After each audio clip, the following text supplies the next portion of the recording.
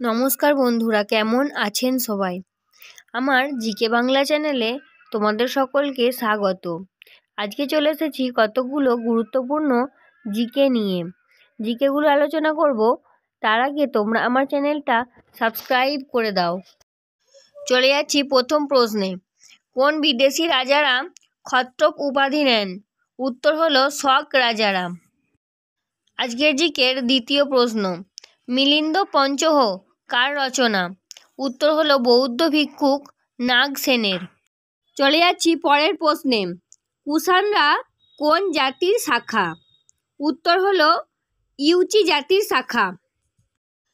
বন্ধুরা, এইরকম আরও কিছু অজানা প্রশ্নের উত্তর জানতে ভিডিওটা প্রথম থেকে শেষ অবধি পুরোটা দেখবেন। চলে যাচ্ছি পরবর্তী প্রশ্নে। কুষাণদের শ্রেষ্ঠ রাজা কে? উত্তর হলো কনিষ্ক। পরের প্রশ্ন, কনিষ্ক কবে সিংহাসন আরোহণ করেন?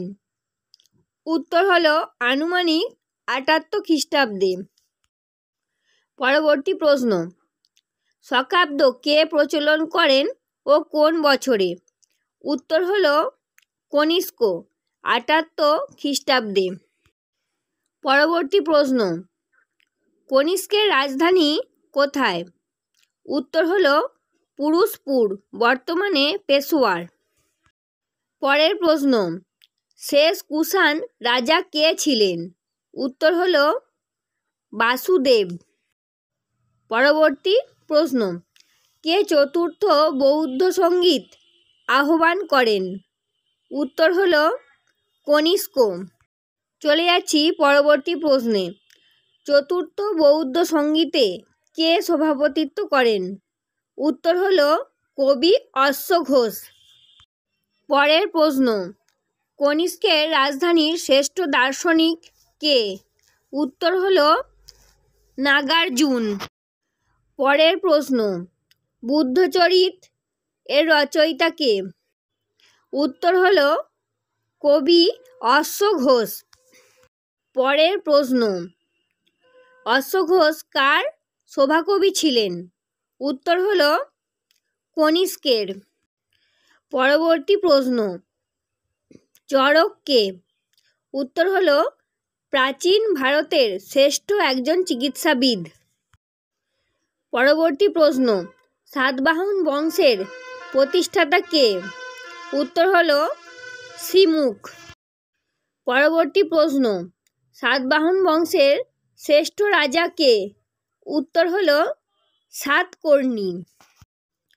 পরের প্রশ্ন, কোন লেখ থেকে গৌতমীপুত্র সম্পর্কে জানা যায়?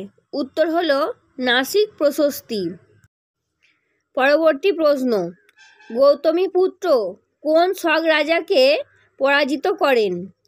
উত্তর হবে শক রাজা নহপানকে।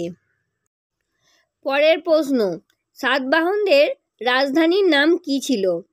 উত্তর হবে প্রতিষ্ঠান বা পৈঠান। পরের প্রশ্ন, কোন গুপ্ত সম্রাট পরাক্রমাঙ্ক উপাধি নিয়েছিলেন? উত্তর হবে সমুদ্রগুপ্ত।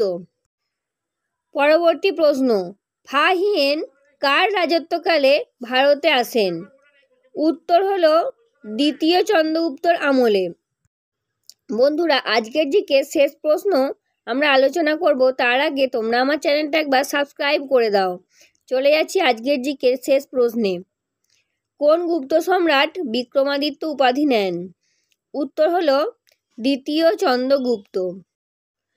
তো বন্ধুরা, আজকের জিকে আলোচনা আমি এখানেই শেষ করছি। আজকের জিকে তোমাদের কেমন লাগলো তোমরা আমাকে কমেন্টে অবশ্যই জানাবে। আর এইরকমই নতুন নতুন জিকে পেতে বা জিকের ভিডিও জানতে তোমরা আমার চ্যানেলটা সাবস্ক্রাইব করে দাও। বাই বাই বন্ধুরা।